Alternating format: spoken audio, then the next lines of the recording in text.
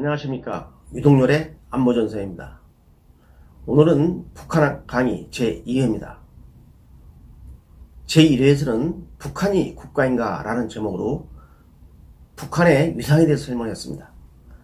오늘 제2회에서는 북한 체제를 분석하는 틀을 제시하고자 합니다. 내용이 좀 딱딱할 수가 있습니다. 그러나 우리가 휘저는 너머에 있는 이 북한을, 김정은 체제를 제대로 이해하기 위해서는 북한을 어떻게 분석해야 되는지, 어떻게 파악해야 되는지를 보여주는 하나의 틀이 있습니다. 제가 현직 시절에 북한 문제를 전문적으로 다루는 우리 요원들한테 바로 북한 강의할 때 매우 강조하는 분야입니다. 자, 그러면 바로 시작하겠습니다. 여러분, 이 북한은 한마디로 말씀드리면 수령 절대주의 포갑체제입니다. 그럼 이 힘이 어디서 나오느냐? 북한을 움직이는 통치 이념이 있습니다.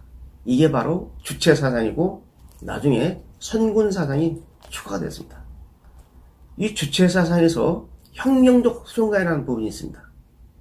이 혁명적 수령가는 북한은 인민대중을 위해서 존재한다.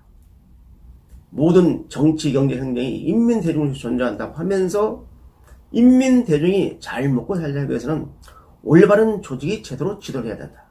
바로 이 올바른 조직이 바로 조선노동당입니다. 그리고 이 조선노동당이 제대로 가동되기 위해서는 올바른 사람이 제대로 영도를 해야 된다. 그 올바른 사람이 누구냐? 바로 혁명의 뇌수라고 불리는 수령입니다.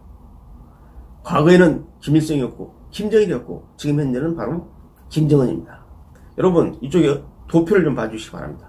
이 도표를 보면서 설명하겠습니다. 그래서 북한이라는 사회는 수령하고 당과 인민대중이 혼연일체가 된 하나의 사회 정책 생명체로서 북한 주민들은 당과 수령의 지령과 지시에 따라 지시를 철저히 관찰하고 따라야 된다 라는 게 바로 혁명적 수령가입니다.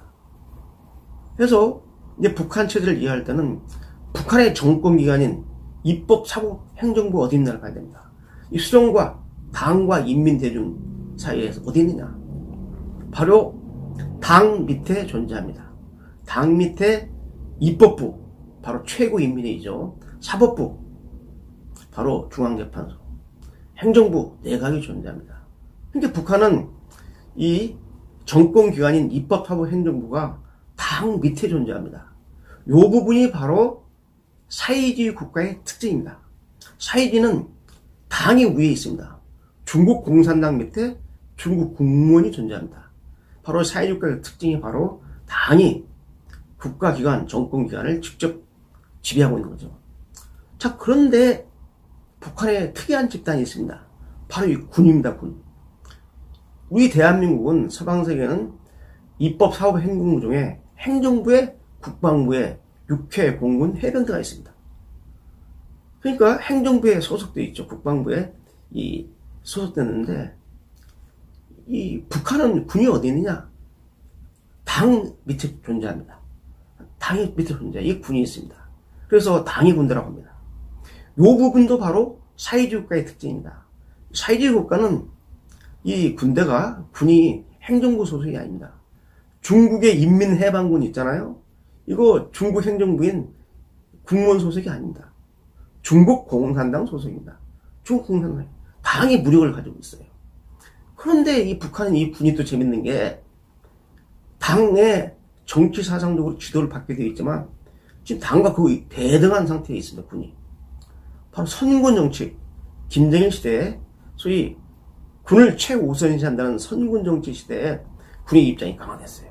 그래서 일부에서는 당이 세냐, 군이 세냐를 놓고 뭐 선당 정치, 선군 정치를 따지는데 의미가 없습니다. 왜? 서방 세계와는 달리 당의 보수가 누굽니까? 총책임자가 당 위원장인 김정은 아닙니까? 군의 총책임자가 누굽니까? 북한의 국방위원장, 지금 현재는 국무위원장이자 북한군 최고사령관인 바로 김정은 아닙니까? 당과 군의 보수가 같은데 이게 뭐 선당이냐 군이냐 따질 필요가 없는 거죠. 만약에 우리나라 같이 국방부 장관의 힘이 세냐, 집권당 총재가 세냐, 이건 말이 좀 되는 거죠. 그럼 뭐 국정원장의 힘이 세냐, 말이 되는 거죠. 그래서 북한에서는 안 됩니다. 그래서 김정은이가 어떤 문제가 발생했을 때 서로 당하고 군이 대립됐을 때 군 입장에 손들어 좀 군이 좀 센 거고 당 입장에 손들으면 당이 센 건데 북한에서는 당이 바로 군입니다. 왜? 북한 조선노동당 중앙위원회 중앙위원들 또 정치국 상무위원들이라든지 여기에 30% 이상이 다 현역 군인들입니다. 당에서 북한군을 정치 사상적으로 지도하는 그 부서가 뭐냐? 조직지도부가 있습니다. 이 조직지도부의 군사부원, 제1부부장 다 현역 군인들입니다. 현역군이 당에 가서 군을 정치 사상적으로 지도하고 있는 거죠.